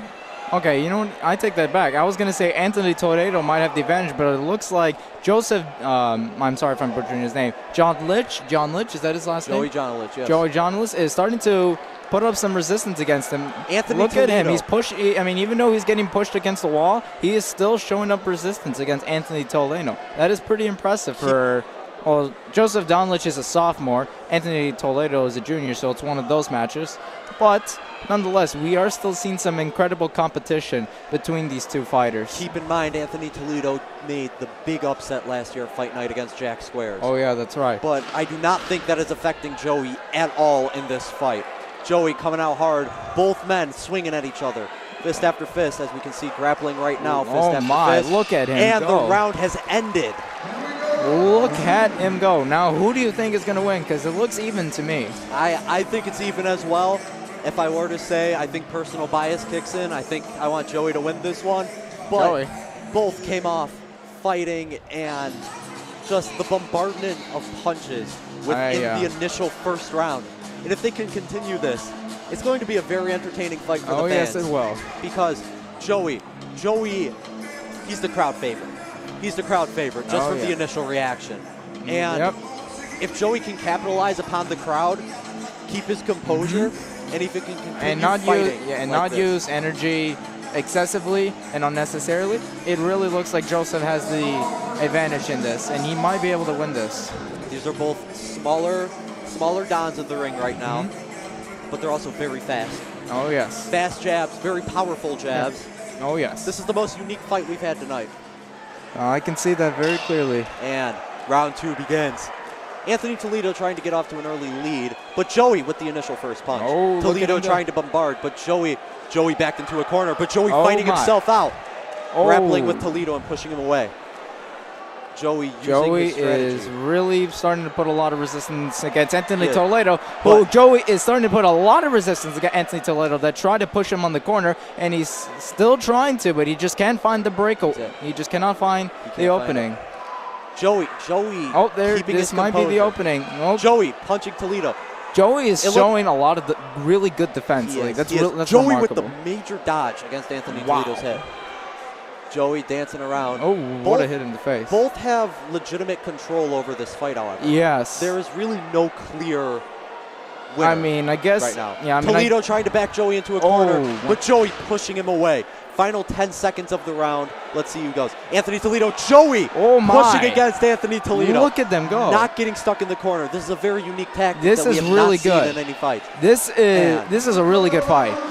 I think Joey had control of much of that round.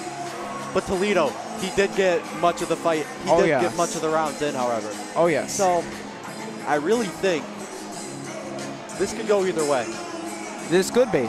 It really looks possible that Joe actually might have the chance in the upper hand in here. Even though he is moving a lot, even though he's more against the wall than Anthony Toledo, he's pulling up a lot of resistance, and he's showing really good defense. Anthony Toledo cannot seem to break open his defense in any way.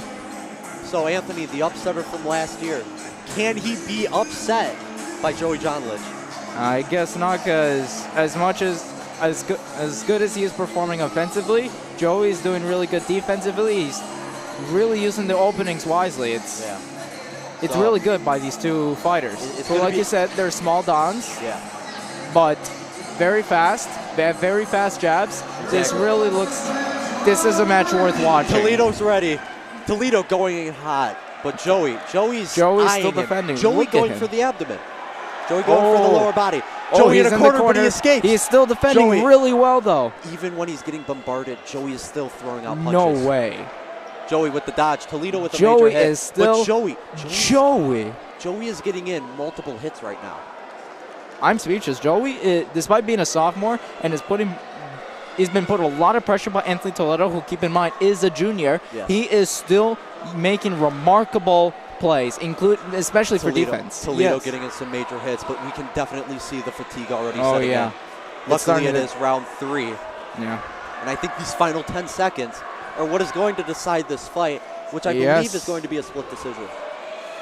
So Joey escaped he it. escaped and now the corner. Toledo with his back to the corner. And the final 10 seconds begin. Toledo trying to get in some big punches, but Joey fighting back. Joey fighting back. And now look at him go. Quick, look at him go. so Anthony strong. Toledo's got him in the wall in the last 10 seconds. The fight is over. The fight is over. The fight is over, yes. Alban, how do you think it went? Who do you think the decision went to? It's a tough decision, but if you want my opinion, it's Joseph. Really? Even though he performed more defensively than offensively, it's still remarkable how he did so good to avoid Anthony Toledo. That is really good. Joey would be my choice as well. If Anthony loses, Toledo and showmanship shown in the ring. Both of them, major respect between this fight. A very good fight to keep in mind as well. If Toledo wins this, his record is now 2-0. But if Joey wins, I can see a very bright future in the next 2 years if Joey keeps this up. Oh, yeah. So Joey.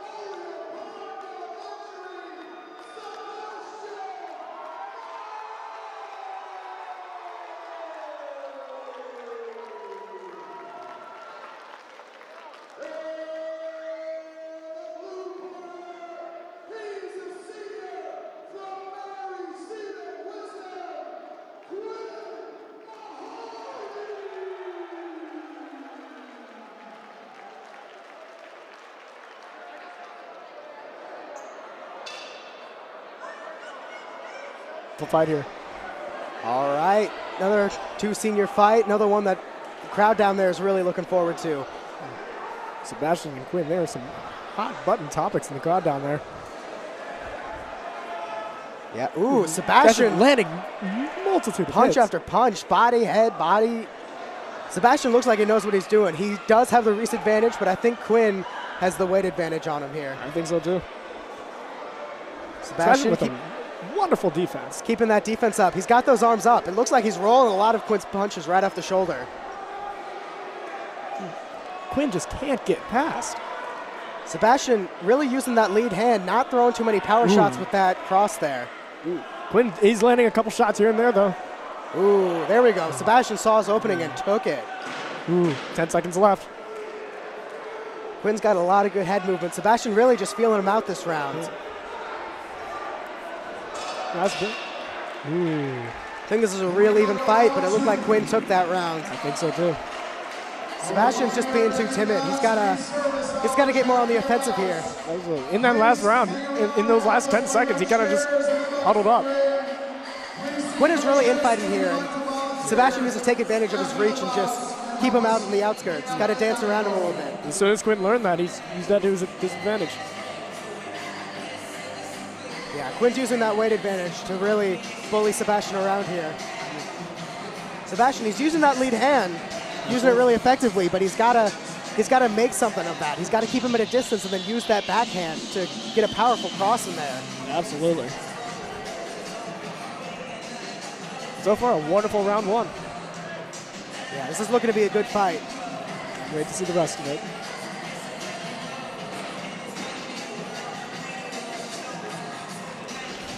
All right, here we go, off to round two. Let's start. Quinn really getting in there fat. Oh, a lot of head movement coming off of Quinn in this fight. They're trading a lot of punches this round, especially right off the bat. Sebastian's figuring out to use that cross hand there. Ooh, uppercut from Sebastian. Sebastian going for more power shots, but kind of forgetting that defense a little bit more.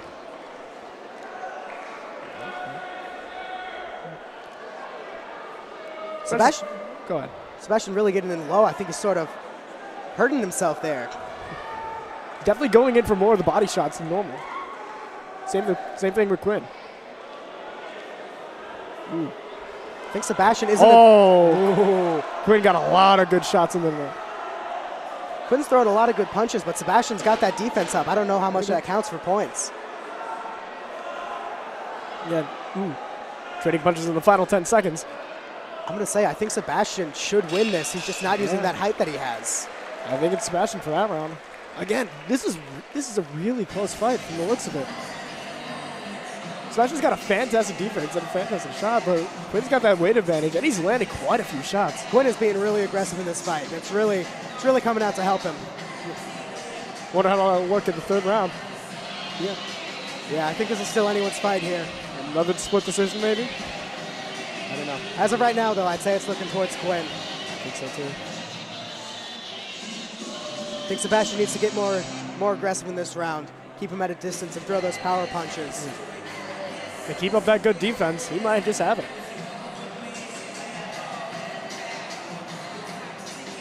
Thing is, Quinn, his defense is lacking, but he's got a lot of head movement. Yeah, he is. Slipping Sebastian's punches pretty well. I'd say for sure, though, it's going to be one interesting final round. Round starts. Quinn, every round really coming for him right off the gate. Trading punches here and there. Ooh. Sebastian get a little more aggressive here. He's figuring out what he needs to do. Matching Quinn's offense, too. No, I think if he'd done this the whole time, this would have been his fight. I think so, too. He's kind of lagging behind now, though. Sebastian's blocking quite a few shots to the head. He's got a real tight defense, but I think it's skewing his vision a little bit. He's not able to counter as fast as he should be able to if he had a little more open defense. Ooh.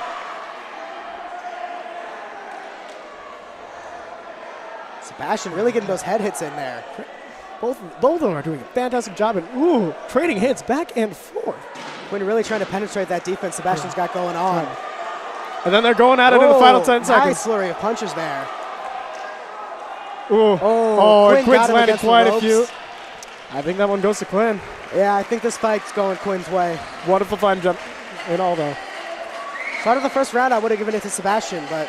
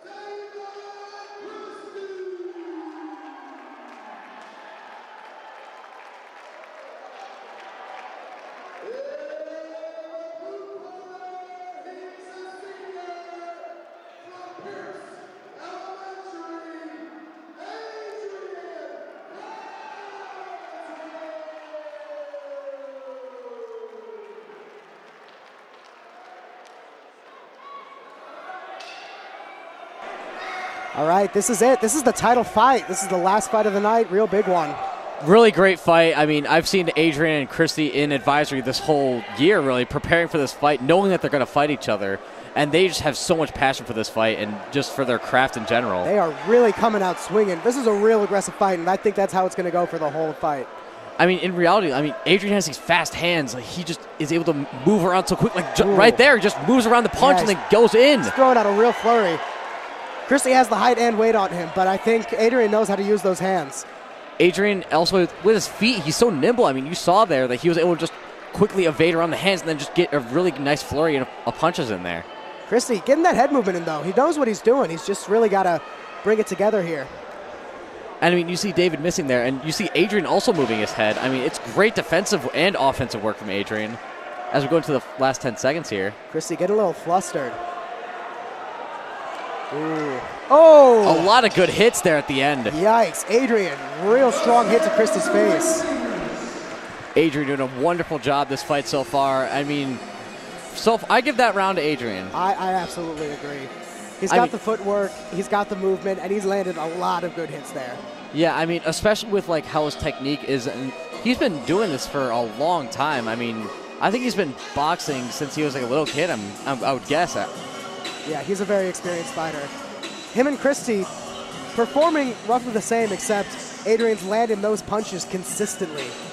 He's getting one of the real big things is getting your opponent to miss, and Adrian is doing a real great job of getting Christie to miss over the head. And I mean, you can see Christie in the corner talking to his trainer. I mean, who knows what strategy he'll come out with next, but I think Adrian's just going to try and stick to his guns and see how that turns out for him. Because if he can repeat first round in the second, I mean, I really think that he'll take this fight. Christie needs to get him in a reach, but Adrian knows how to get inside and put on the pressure. There we go. Christie using that lead hand, making some distance. Both being very offensive, so no one really backing up a lot. Ooh. Getting a bit tangled up there. Didn't have to break it up, though. That's always nice. Nice when the guys can box. David really getting some nice movement in there. Christie getting aggressive, throwing Adrian on the ropes a little bit. You can see kind of the exhaustion setting in. Adrian getting another good couple licks in at the head. Christie looks like he wants the ball up, but he's really fighting to keep in this. Yeah, Adrian really just getting all these shots in on the head. The ref has to break them up just to try and even make it a fight. Adrian is way too excited for this. I mean, he's been waiting for this all year. I mean, well, I can't blame him. Yeah, especially in advisory. I mean, these guys talking shop, kind of seeing how things are going as we hit the last 10 seconds here.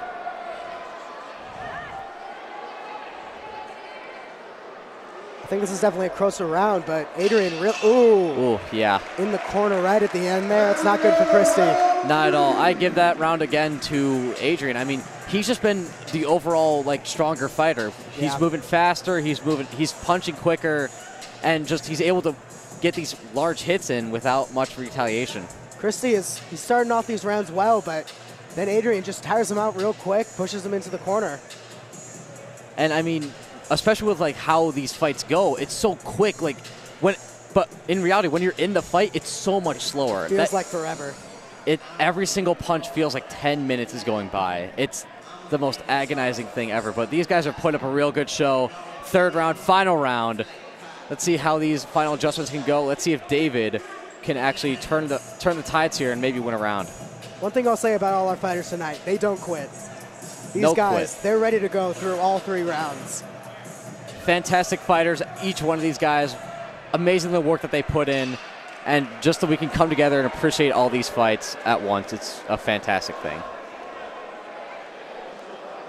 Starting the third round now, Adrian going again offensive and getting a lot of good punches in there. Adrian throwing in some hooks there, changing up his strikes. Ralph blocking my view of the entire ring. It's all right, though, because we can still see, and we have Adrian taking a lot of punches now. Christie using that reach now. Adrian ropes back in, though, getting a lot of hits in the head there. Ooh, clinching a little bit, getting the rest. Refs had to get stop the tangle. Oh, Adrian really laying it on thick there. David nearly fell out of the ring there. His head was under the red bar, or the red rope. Adrian just keeps building and building. He's real aggressive this fight. Of course, that's what you need. That's what we need to have a chance. And Adrian really laying it into David in the corner. They might call this one. The ref letting it go on, though, but that is the end of the fight. It's a real good fight. Both guys fought well, but I think this one's going to Adrian. Yeah, Adrian did a wonderful job the whole fight, just really laying in a lot of punches into David, and there's really no chance for David to do anything. But still a really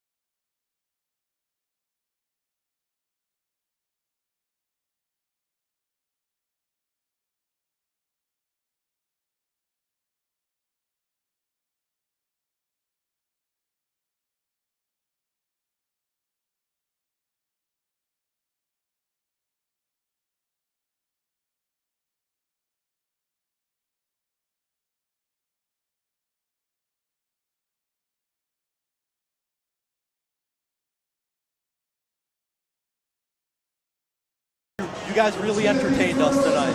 So we think. Okay, so what Jacob's saying is that you guys were one of the pay-per-view fights. You were one of the fights everyone wanted to see, senior versus senior. How did you feel pressure-wise, if any? It was a lot of pressure going into it, and I felt, you always criticize yourself the most, and this week I feel like I could have trained so much harder, and this fight it meant a lot to me, and it meant a lot to Tim, and I think we're both really, really glad we had fought each other, because we're good friends, and we're boys. There's no beef, and it was a great fight. Everyone had a good time watching. Me and Tim, we really enjoyed being in the ring, really passionate about it, and that's pretty good. So, all in all, you guys, your fight, fan favorite, crowd favorite. We love to watch it, and we thank you guys for giving us such a good show. Thank you. Thank you. Thanks, guys. All right. So, Aiden, are there any other guests tonight? I'm not sure, but I saw a couple people standing around over here, and the next guest is going to be, spoiler alert, Sebastian Maez and Quinn Mahoney. Oh my goodness! No shot. Shortly, they agreed to it. I don't know if they're going to show up, but Tim. All right, it was a good fight. Showmanship from the friends. Look at Thank you guys. All right. A couple of downs here. So really, the seniors put on a great show tonight. Seniors did. They really did. All the senior fights were some good fights, and I thought Tim and Michael did a really good job. They had a very entertaining fight, and hopefully we can get to Sebastian. Really, it was a very interesting night. The whole night. I mean, the entire thing from bout number 1 to bout number 14, everybody was in it. It was exciting. It was electric. Yeah. As President Boyle would put it. How did you feel about your cousin's fight? That one, so I feel like that was just a really good fight overall by both sides. All right. I feel like Jack did a really good job, but Liam had some mistakes here and there, and Jack definitely took advantage of it. But oh my gosh, we're gonna be moving on. Maez is here, bout number 13. All right, Sebastian. Wow. We want to ask you, how'd you feel about your fight? How'd you feel? I felt good. I knew it was gonna be a hard fight going into it because Quinn's really good. He's much better than me, obviously. But as long as it looks close, I don't mind. Yeah. I don't even mind if I lost. Did you have fun? You at least I did have fun. I was panting like a dog, though, but I still having fun. Did you feel that you trained enough for this night? Did I train enough for this night? Yeah. I think so. You do? But you could always train more. I could have done a little more running. Okay. Do you think you took the advantage at the start, or do you think Quinn did? At the start? Yeah. I don't know. I didn't watch it, but I feel that I had the first round, but he got me after that. Yeah. But your fight was a pay-per-view event. A what? A pay-per-view event. That's too big of a word for me. Your fight is what the crowd came to see. Oh no, I'd say that's more David Christie and Adrian Collinsworth fight. They're leagues ahead of me and Quinn. They both really actually know what they're doing. Me and Quinn are just kind of like brutes going at each other over and over again. Yeah. David Christie and Adrian Collinsworth actually had like skill, like prestige, like they knew what they were doing, and it really shows. So, we want to thank you for giving us such a great fight, and thank you for making this night as great as it was. No, yeah, thank you for your support. Thank you. Thank you. Thank you. Have a good night. All right. Moving over, Jacob. Took a big win. How did you feel about your fight? I feel amazing. It was a really good fight. I loved it tonight. Use this mic. I don't think that was I feel working. amazing. It was a really great fight. I'm glad I could be here. I'm so glad I joined here. You are? So, you're going to continue in the future, next few years? I'm going to keep boxing for sure. Next year I'll be back. Good. Any different strategies in the upcoming years? I don't know. Depends on who I'm fighting, but I think I'll stay the same. I like power. All right. Go for a lot of power. Good. So I have a question, Jacob. Yeah. Do you have you had any previous boxing experience before this year? Yeah, I've had some. I boxed at Life Tough Kids Boxing and Gregory Boxing. Shout out to them. Boxed with Dan Bolger. But yeah, did a lot of work there. It's helped me prepare for here. Good. So, next year and the years looking forward, we're hoping for you to stay undefeated. Oh, yeah. We're hoping to see a 4-0 run here in the ND Boxing Club. So we're very excited to see how you can go, and we're very excited to see who your next opponents will Thank be. you, and I'm excited to do it. All right, good. I'm excited. So thank you for the fight that you gave us. Yeah, Just thanks thank for you for announcing. joining this club. Thanks for announcing. Thank you. Yeah. All right. All right, thank you. Thank you. Thank you, Jacob. So Aiden, favorite fight of the night? Favorite fight of the night. Ooh. So this one's tough for me, and this is the bias coming out of me. I really enjoyed Bout 11. Jack Williams versus Liam Herron.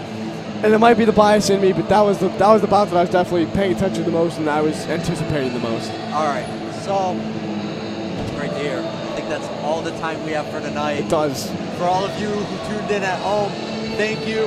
We hope that this night was as fun for you as it was for us. Signing off for now, I'm Jacob Barnett. I'm Aiden Nelson. Have a great night.